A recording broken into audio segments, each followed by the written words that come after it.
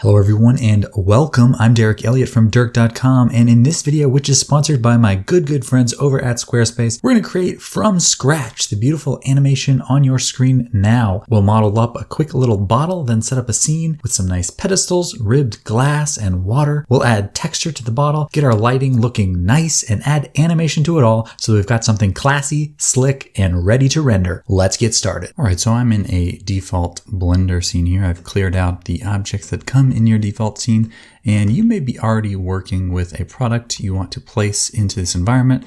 But if you don't have a product already, I thought we'd just do a quick little modeling exercise. I'm going to create a little bit of a bottle here. So I'm going to press Shift A. We could start with a cylinder, but for some reason I just always like to start with a circle. And then we're going to press Tab to go into edit mode. And then we'll first press F to make this a face, and then press E, and then extrude this upwards, maybe to something like that. And then we're not really going to worry too much about the design of this bottle, but I might just go in here and add a few more details. I'm pressing I to inset the face, and then I can just press G and Z to move this up. And then maybe we press E to extrude it again. Maybe we scale this out. E. Again, this is just so that we have some type of detail kind of underneath that cap, because I think I'm going to make that cap kind of transparent. So maybe let's just bring this up one more time. Again, this does not really matter. And then we'll just make a little bit of a hole there just in case in your design you want to see the top of your product. Now to smooth this out a little bit, I think I'm going to add in a bevel modifier. So we'll just add that right there. Maybe do 2 or 3 segments, and we can make the size of it kind of whatever we want. Something like that I think is fine. Let's right click and shade that smooth. And then I think we will see the bottom of this bottle a little bit. So I'm going to do the same thing down here. Just press I to inset, and then maybe I to inset one more time. And then just bring this up on the Z axis a little bit, just so we have a little bit of detail on the bottom of the bottle there. Now we will also go ahead and create a cap for the bottle right now. And the way I'll do that is by just selecting this ring around the outside by pressing Alt and left clicking around right there. I'll press Shift D to duplicate that. Now I'm going to right click, which will drop it back where it was, but with it still selected, I'm going to press P and separate that by selection. So now we'll have a second object here, and this will be our cap. So I'm going to press Alt Z to go into X-ray mode just so I can select these vertices here. Just scale those out a little bit, and let's just model the inside of the cap first. So I'm going to press E and Z to go up on the Z axis just till that's kind of covering our top there, and then press F to fill that in. And then it's usually a good idea when you're smooth shading things just to maybe do one more inset right here, just so that we have some nice edge flow around the outside there. Now, so that we don't have this sort of intersection here, I might just pull this up just a little bit on the Z axis, and then I'm going to select this outer ring, and let's model the top here. So I'm going to press E and Z, and then again F to make that a face, and we'll do the same trick, just inset that so that we've got some nice geometry to work with.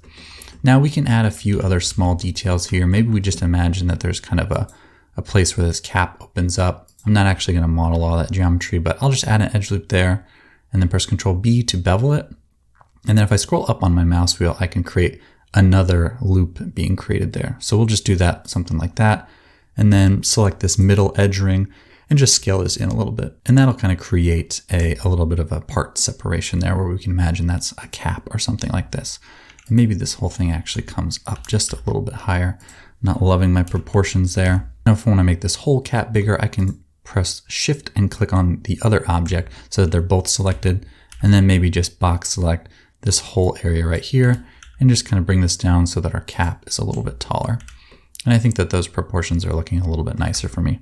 And once we're feeling good about that, let's go ahead and start building out our environment a little bit. We'll come back and add some textures to this in just a minute. But to build that environment, I'm going to start by just adding in a cube here, and then we'll put this on the floor. And then this is just going to be a little bit of a pedestal. Now I can scale this out on the X and Y axis at the same time by pressing S and Shift Z, just to kind of bring that out a little bit. Maybe something like that. And then maybe I'll have it be sort of at the end of what will make kind of like a platform, and just bring that out a little bit. That's looking pretty good. And then maybe just to give this a little bit of a backdrop, I think our camera is going to be looking this direction. So maybe we actually rotate this whole thing on the Z axis a little bit and just kind of put that back into place. I usually like to be looking down the y-axis when I'm adding in my camera. So I'm going to just duplicate this and move it over, and then maybe scale it on the y-axis a little bit, bring it up. And I'm doing this all in the same object. You can have it be a separate object if you want, but again, just trying to kind of create a little bit of a nice composition. I'm going to be looking through an angle somewhere about right there. So I think that's okay. Now, it's one thing to speculate where you're going to be looking, but it's not a bad idea to go ahead and start thinking about where that camera is actually going to be. So what we're doing here is a very valuable thing, not just for your own portfolio, but also for potential clients to use it in their own promotion and marketing efforts. This is 100% something people will pay you for if you get good at it. If you're serious about making a career out of 3D animation, then I highly recommend you start putting your work on a website for clients to be able to see it, as well as give them a place to reach out to you about potential work. I created my first freelance website using Squarespace, and I think you should too. Squarespace is a fantastic place to get a website up and running with very little effort. They've got tons of lovely templates for all sorts of things, whether you're setting up a portfolio, an event page, or even an online shop. Get it filled out the way you like and be sure to use one of their contact templates so those clients know how to get in touch. It's really easy and honestly a lot of fun, so don't wait another minute. Get your website up and running today using Squarespace. Go to squarespace.com/Dirk to get 10% off your first purchase of a website or domain. Link's in the description. Let's get back to it. So I'm going to press Shift-C to again make sure my cursor is in the middle of my scene. And then I'm going to press Shift-A and add in an empty. And I'm going to use this empty to control my camera. So I'm just going to move this up to kind of the middle of the bottle. And then I want to add my camera right at that same place. So I'll press Shift-S, snap my cursor to selected, then press Shift-A and add in a camera. And then I can't see the camera very well there, but I'll press Alt-R to reset the rotation and then just bring this back on the y-axis a little bit. I think I was looking the wrong way this whole time. So let's pull it back this way. And then up here, I'm going to rotate this 90 degrees. So it's looking straight ahead, and I'll parent that to my empty by selecting the empty second and then press Control P and parent to the object. Now I need to, since I was all turned around there, that's my fault. I'm going to move this over to the other side. I actually duplicated it there, but we might use this one anyways. Oh gosh, I keep pressing Shift-D. Let's just delete that one for now. Okay, so now we have sort of our two pieces there. And this one, I want to move back to the other side. There we go, looking nice. Okay, so we've got our camera set up here. Let's pull out another window right here. And then I'll have this one be a rendered view where I actually look through my camera. So I'll press 0 to go into my camera view there. And that's looking pretty good. And the reason we added that empty is that now we can just select this empty. We can make that a little bit bigger in the viewport. Now we can use this to sort of rotate around our scene.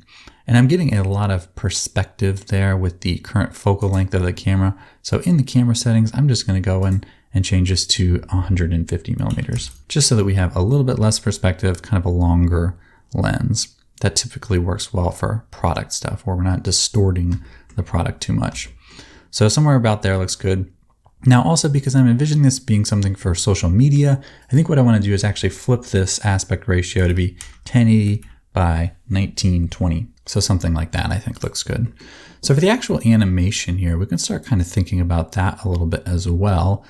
Maybe we'll have the camera kind of start looking at one side over here. Let's right click and insert a keyframe. And then by the end of our animation at frame 250, we can have it kind of moving over there to sort of reveal the product a little bit more. So now we have kind of a nice little bit of an animation there. So let's actually go into our rendered view and start playing with some materials and setting the scene up some more. So I'm going to click right here to go into my rendered view. And then in my render settings, I'm currently rendering in cycles. You could follow through with Eevee, but for something like this, cycles is going to look really nice. So I want to set myself up a little bit of a backdrop here. So the way I'll do that is by pressing Shift-A, adding in a plane, and that was created kind of right there, but I'll just move that down a little bit, maybe somewhere right there. Press Tab to go into edit mode, scale it out a little bit, something like that I think will look good. And then just selecting this edge here, I'm going to press E and Z to extrude that up, and we'll just create a little bit of a backdrop by pressing Ctrl B and beveling this section here, scrolling up to add some more loops right there. Let's right click and shade that smooth. And now we have a little bit more of a scene set up here. Now I think I'm going to actually use this backdrop to light my scene a little bit. We'll also add a lamp in, I think, but let's change this to a shader editor. And then let's add a new material here. We can call that backdrop. And then instead of using this principled shader, I'm actually going to use a shader emission shader. We'll put that right there, drag that into the surface, and maybe pull the power up on this to something like a 3. So now we sort of have this backdrop actually lighting our scene. And we can hide the overlays here so that we're not seeing the grid floor in our rendered view. So that's looking nice. Now, I also don't want this gray world that we have here. So I'm just going to turn the world strength down to 0 so that we're not getting any additional light from that gray world that comes in by default. So coming back into our camera view here, we can see we've got our nice little pedestal set up with a little bit of background and our product right there. That's looking decent, but we want to add a little bit more of a reveal here where maybe we start off and we're not fully showing the product. We want to create a little bit of suspense by kind of adding in something to occlude the object. And one way we can do that is by just sort of adding maybe a glass plane right here. And there's this really popular style right now to use this ribbed glass kind of for this exact effect. So let's see how we can go about creating that. I'm going to press Shift A and add in a plane. And then in edit mode by pressing tab, I'll press R, X, and 90 to rotate that 90 degrees on the X axis. And let's just move that out somewhere right here. And I kind of want this just to be in line with sort of this edge of my product. So it's just kind of halfway across it right there. Now let's go back into edit mode. Let's scale this actually up quite a bit and maybe out a little bit, something like that. And let's move it over back to kind of having that half reveal right there so that when we kind of come around the corner, we'll slowly reveal the product. I think that that's going to look really nice. So to actually make that ribbed model, we're going to press tab to go into edit mode and then Control R and just add in a bunch of edge loops. So scrolling up, we'll do that. And then with those edges still selected, I'll press F3 and search for this one right here, checker deselect. So checker deselect is going to deselect every other one, which is exactly what I want it to do. Maybe we actually grab these ones on the end right here too. So then I'll just press G and Y just to kind of move those out a little bit to create kind of the start of that ribbed texture. I think something like that is going to work pretty well.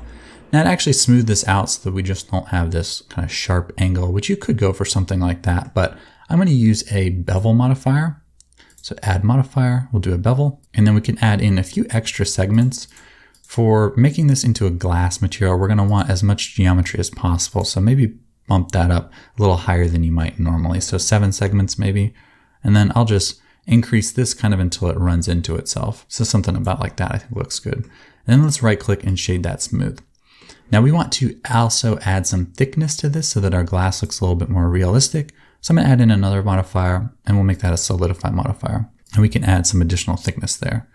Now the reason it's getting this funny shading now is because we've shaded the smooth and Blender is trying to sort of smooth out this area across the top here, which is not smooth at all. It's just kind of a right angle. So one way we can have Blender know to not try to smooth those angles is by turning on this auto smooth option right here. So now angles that are sharper than what's defined here, Blender will read that as you want it to be sharp. So that's perfect for this case where we've got these parts smooth and the top is now sharp. So let's go ahead and add a material to this. I'm going to press new up here and we can call that glass. So for this material, I'm going to turn the transmission value up to 1 so that it is transmissive, kind of becomes a glass material. You can see already we've got kind of a nice foggy glass effect. Now this is up to you, but I think I want this to be quite a bit shinier. So I'm going to turn my roughness down pretty much all the way to 0, maybe not quite all the way though. And we can add a little bit of a color to this, maybe make it kind of a little bit of a blue tone, something like that.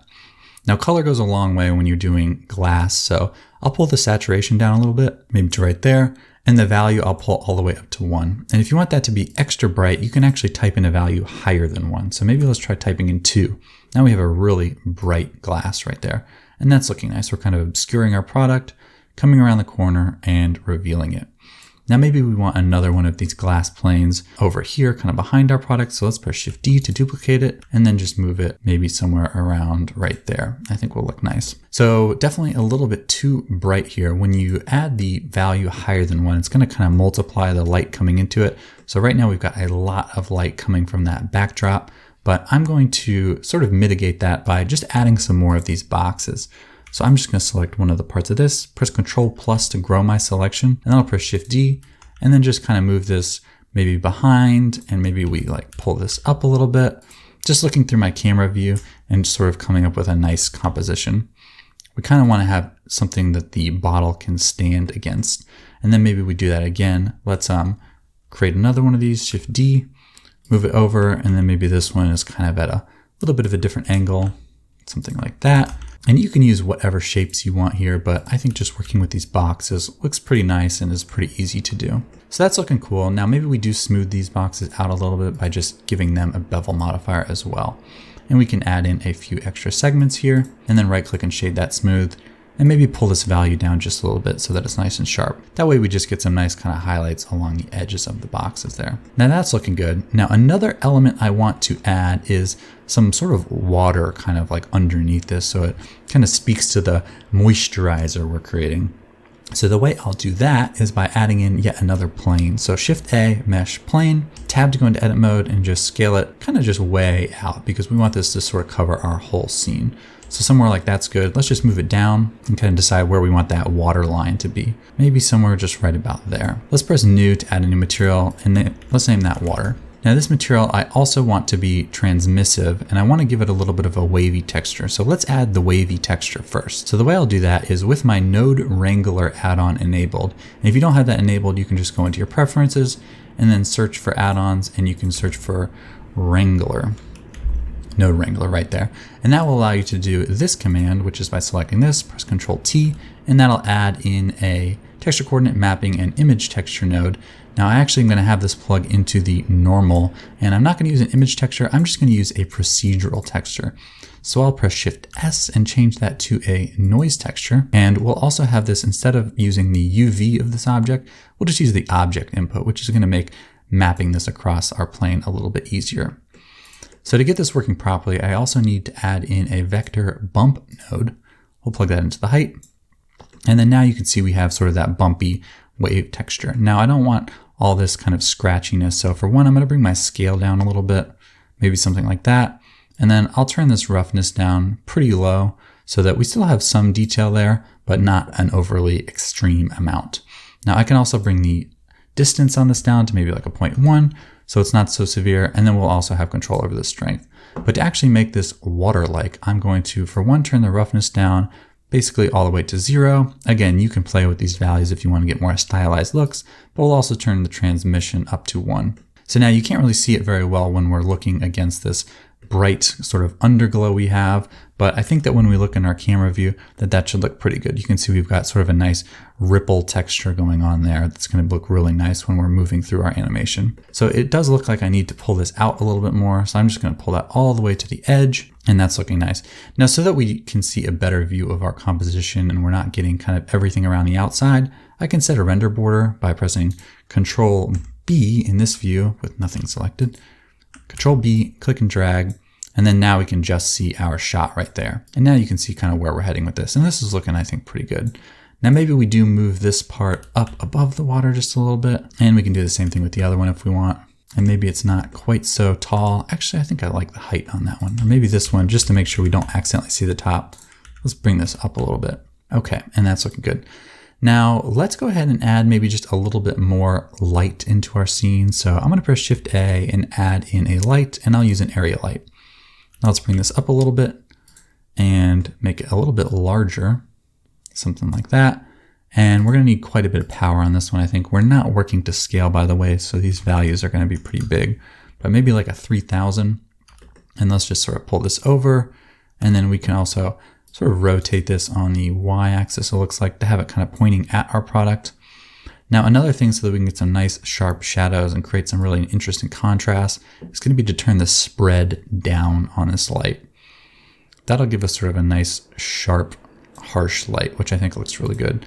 Now maybe the power is a little bit extreme here, so maybe let's just try turning that down to 2000. And we can adjust these values as needed later. Let's go into our view there, and you can see already we've got sort of a nice little scene set up where we're starting by kind of not revealing that product, and then quickly we kind of see it come to life, and then we get the full reveal of it by the end right there. So let's actually add in some textures to this object. For the cap object, I'll add a new material and call it cap, And as I mentioned, I want this to be sort of a transparent material. So we'll turn our transmission value up, and we'll also turn our roughness value down a little bit. Now it's looking pretty dark. One thing we can do is make sure that this is set to 1, or just like with our walls, we can turn it up to something like a 2. Still looking a little bit funny, and I think that's because my normals are messed up. So when I was modeling this, it's kind of thinking that the outside is the inside and vice versa. So I can press tab to go into this object, press A to select everything, and shift N will recalculate our normals. And now you can see that we have a much nicer cap right there. So that's great. Now I'm going to want to animate this object sort of coming up as well, so that after we come around this corner, it kind of starts to float, just to create a little bit of a feeling of weightlessness and, you know, just lightweight of the product. I think that would look nice. So I'm going to want to kind of pull this up and rotate it, but I want it to rotate more about the middle of my object. So down here in this tool tab on the right, and if you can't see this, you can press N to bring that up. We're gonna move our origins. So I'm gonna click Effect Only Origins, and then just move this up a little bit to sort of the middle of our product right there. And then make sure you uncheck this. If you don't, then you'll be moving things all over and it's gonna get nasty. Sometimes I forget to do that, and it can become very frustrating wondering why things aren't working. So I'm gonna have this again come up, but I want the cap to come with it. So let's select our cap object, then shift select this one, just like we did when we were parenting the camera to the empty, and press Ctrl P, and keep transform. So that's looking good. Now, before we go much further, let's also add in a texture to this object. So I'm going to do a new material, and we'll call that bottle. And then again, with our Node Wrangler add-on, we can press Ctrl T, and that will add in our coordinate mapping and image texture nodes. In this case, I am going to use an image texture. So I'll show a little quick way how I created this, but I have created a little bit of a texture here.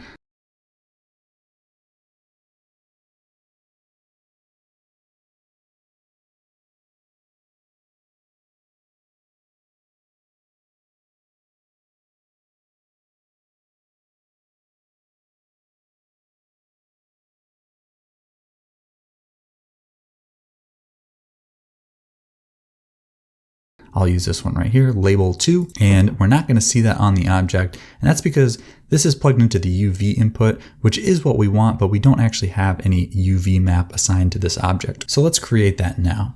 Let's press tab to go into edit mode, and then I will select this edge right here, and then Control E and mark seam, because that will be where Blender kind of slices the mesh to unwrap it, where we can then map our image texture. Let's do the same thing right here, Control E, mark seam, and then somewhere just kind of in the back where we won't see it, let's select one of these edges and also mark a seam there.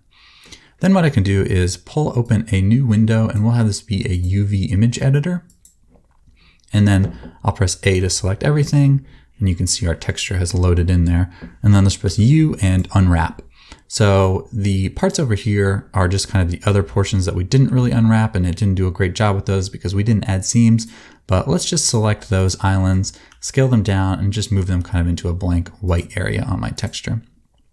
And then for this section, I'm going to rotate this and then just kind of move it into place so that we have it sort of sitting about where we want.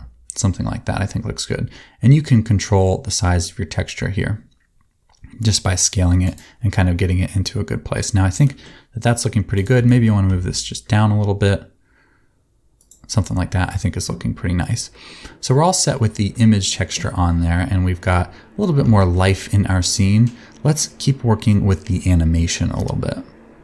So I mentioned wanting to have the product sort of start floating towards the middle of the scene. So what we can do is bring back up this tab right here, and I think I'm going to want to have this go up a little bit on the Z-axis, and then I'm not sure exactly how I'll rotate it, so we'll insert keyframes for everything. And maybe it starts moving up at about frame 60 right here. So let's insert a Z keyframe and then press I just in this area to insert keyframes for all the rotation. So at the end of the animation, we'll have it come up a little bit. So just move this up on the Z axis a little bit like that. And then let's just press R twice to do our trackball rotation. And just kind of move that into a nice area where it's kind of looking into the light a little bit, and we're sort of seeing that detail we created on the bottom. So before we do anything on the timeline down here, let's right click and insert a keyframe, and then again pressing I in this area, insert keyframes for all of that. Now let's play our animation by pressing spacebar. And you can see that's looking very nice. Now, I'm not exactly sure where this would go in an advertisement, if this would be the ad itself or if there'd be maybe something before it or after it. But instead of having this sort of start off slow motion speed up, and then kind of slow back down towards the end. I want it to kind of continue getting faster, like it's going to fly into the sky by the end of the animation. So I'm going to open up a graph editor right here. And then so that I can see all these keyframes, I'm going to press A, and then period on my keyboard will frame selected. And I can also click this normalize option here just so that they're a little bit easier to control. And instead of, again, when you see a steep line, that means fast motion. So we've got a not steep line here, and then it gets faster, and then it kind of slows back down. But I want it to continue getting faster. So I'm just going to use some of the built-in interpolations by pressing A to make sure everything is selected, and then press T, and I'll do a quartic interpolation. You could play with some of the other ones if you want. There's quite a few fun ones in here, like the elastic, for example, will make your product just kind of zoom into place. That actually looks pretty cool, but not as elegant as what I'm going for. So let's do the quartic one. And then if you want to switch the way this happens, this is how I want it right now, where it starts off slow and then kind of continues to speed up towards the end. But you could also press, I think, Control E and have it ease out instead of in if you want it to kind of pop up and then slow down. That's just an option we have, but I want it to ease in. So that's looking pretty good. Now, similarly, let's mess with our camera a little bit. So this also has the default Bezier interpolation, but I think I want this to just be a linear interpolation. So it kind of just keeps moving at the same pace. So I'm going to press T with this selected and change this to linear. So now our camera will just move at a constant motion across the course of the animation. And I think that that's looking pretty nice. Now we also want to add a little bit of motion to this water, and the easiest way to do that is by changing this noise texture to be 4D, and then we can animate this W value. So that's just going to kind of move our texture in space a little bit. So back at frame 1, I'll just insert a keyframe right here. And then at the end of our animation at frame 250, we'll just kind of drag this up a little bit, right click and insert a single keyframe. And then to see that over here in the graph editor, we can click it and then press T and change this to linear so that that motion is consistent. And then we can just kind of preview it right here. And I think that that's looking like a nice, elegant speed for us. So let's go back into our render view. And I think this is looking pretty nice. Maybe we need to bring our camera in a little bit. Something like that. Looks good, just so that the product is a little bit more visible. And maybe we need to bring our camera up a little bit. Well, we'll definitely need to have it come up with the product a little bit. So maybe we'll add in some animation there. We could also just parent our empty right here to our actual object, but then it's going to rotate with it as well. So let's just do it manually. I'm going to insert a keyframe for the Z location. Well, let's see, this starts going up at frame 60 and ends at 250. So theoretically, if we put this at frame 60, insert a keyframe, and then go to 250 and move it to where we want, something like that. Right click, insert keyframe. If we then use our same interpolation, I think it was the quartic one, then it should kind of follow it pretty much exactly. And that's looking pretty nice. Now we're getting a lot of highlight right here from this lamp. So I might want to mask that a little bit just to create a little bit more moodiness by maybe adding in just another one of these boxes to kind of block some of that light, even though this isn't really going to be seen by the camera. So let's press Shift D and then just move this over. Maybe something kind of like that. And maybe we make it just a little bit bigger so that, you know, our scene kind of starts off, it's in the shadow, and then our product kind of comes into the light. When you use this product, light will be cast upon you and your life will improve greatly. You'll have very moist skin. So I think that's looking good. Now to make this whole thing a little bit punchier, we can actually also go down into our color management and change this from no look to very high contrast. And that's going to really help it to pop out. And I'm liking the way that looks. So we don't have any material on this object, so maybe we'll just add one and call it blocks. And then we can change this to sort of whatever we like. You could change this to a color as well if you really want to make it pop, but I'm just going to maybe turn the value on it down a little bit, kind of darken it. I might play with that more later, but I really want the product to stand out here. Now we are getting a little bit of brightness in this lower area, and it's kind of taking away from the focus on our product. So I might just take this backdrop underneath here and then just move this edge back some more so that we kind of have it, you know, it's kind of coming, you know, we've got now a little bit more darkness here, and we can see we're almost creating sort of a natural vignette where we have brighter areas in the middle and it's kind of darker around the outsides. So something like that's looking good.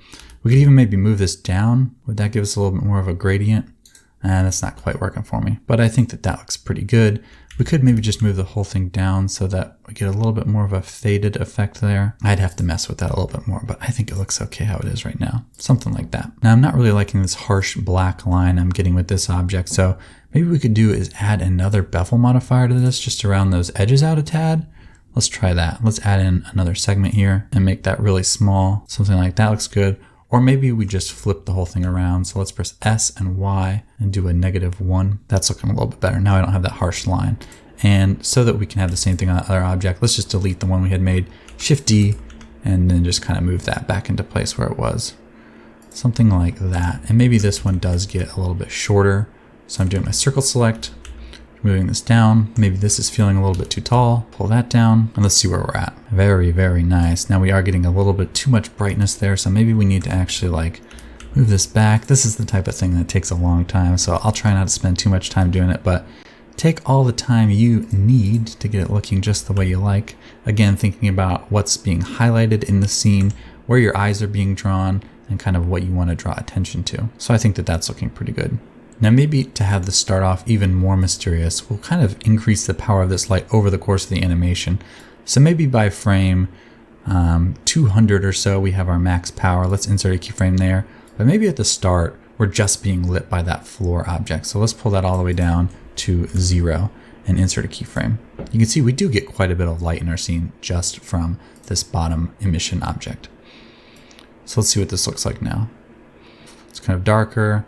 And then our light power, you can see here, is kind of increasing over time until it's at its peak brightness right around there. And maybe we actually move the peak brightness all the way to the end. Something like that I think is looking pretty good. Now another detail we could add is a little bit of depth of field just to make this a little bit more dynamic. So let's turn that on in our camera option right here. And then let's have it focus on our circle object, which is our bottle. Now you can see if we turn this f-stop down really low, we'll have a very shallow depth of field, which can be a little bit unrealistic, but it's kind of a nice style. But maybe we pull it up just a little bit so that we still kind of have those nice shapes we're getting with our ribbed glass texture we made. And I think that that's all looking pretty good. Now, just for a little bit of extra credit, I want to kind of add some more interest to this bottle texture here. So this is something I've covered a lot in my other videos, but just real quickly, I think what I want to do is use this same image texture as a little bit of a bump map. So I'm going to drag this color into the normal input, and let's do a vector bump. Drop that right there, plug this into the height, and now you can see that the texture is kind of driving the bump map there. Now I don't really want this kind of swooshy pattern to be affecting the bump map. So let's see if we can kind of isolate these colors. So I'm gonna add in a converter color ramp, put that right there, and then Shift Control left click to preview it. And this is something you can only do with the Node Wrangler add-on. And then let's see if I can just pull these bright values all the way down until I'm just getting the black. Something like that works good. So now we're using the same image texture to influence the bump map. So let's put this all back together and see where we're at. So now that's working properly. Now let's pull this distance down a little bit, 0.1. And then we can also invert it so that those sections are kind of more bumped out. Now, if we wanted to take a step further, we could use this same input to affect the metallic value, for example, where now we've got this area, the black areas correspond to a value of 0. So that's no metal and the outside is metal. So I actually want to invert that. So I'm going to add in a color invert, put that right there. So that now you can see that this is flipped. And so the black area should be no metallic and the white area should be metallic. So if we plug that all in, then these areas are now metallic, which isn't going to look very good when it's the same roughness and it's black. So let's affect those colors a little bit as well. So this is getting slightly complicated, but let's add in a color mix color. And then we want, so the way this works is that if this factor slider is at 0, it's the first input, which is now our normal color texture. And if it's 1, it's the second input. So let's use the same texture we've created here and have this control the factor. So again, this was black in these areas and white in these areas. So black is 0, so the first input, and white is 1, so the second input. So we actually want to flip this around the other way. Let's plug this into the B, which is the second input. And then now this should control just our black areas. So now we can set this to whatever we want. If you want it to be like a gold, or in my case, maybe we'll do sort of a metallic blue with maybe, yeah, I think that actually looks pretty nice. Now we could also use that same texture we created to control the roughness. So let's plug that in right here. Now the black areas correspond to a value of 0, so we're getting extreme shininess where the black areas were and extreme roughness in the other areas. Now I don't want quite that type of contrast, so I'm going to add in a converter and we'll introduce a new one here called the map range. So this is going to take in the black values 0 and the white values 1 and convert them to whatever I set here. So I don't want anything to be totally shiny, so let's maybe pull this up to something like that. And then the white areas, I'm fine those being pretty rough, but maybe something more like a 0.7. So let's see where we're at right now. If we kind of scrub through this timeline, we can see that we've got kind of no reflection right there, but then it's really nice because when we kind of come up into the light, we're really starting to see that metallic texture and helps look like a really premium ultra moisture cream. And I'm really liking the way that that looks. So I think I'll leave this one pretty much at that. I'm going to continue playing with it a little bit, getting it looking just the way I like, and that's probably the video you'll see in the intro, and that's also the file that I'll upload on my Patreon. If you all enjoyed this video, please leave a like, leave a comment, and of course feel free to tag me on Instagram with whatever you made. I would love to see it. Maybe for some of you this is your first project and it's going to be really exciting to share that out on social media. This is the type of thing that I definitely get clients to pay me to do. So if you get really good at this, you can do that as well. So I encourage you to keep practicing. Doing modeling of products, modeling out these environments, rendering animations. It's all really valuable. And speaking of which, rendering it, all you're going to want to do is select an output folder where you want your frames to go. And then JPEG honestly is totally fine. And then you'll just press render and render animation. And all those frames will get placed into a folder. And then you could string them together in Blender or some other software like After Effects.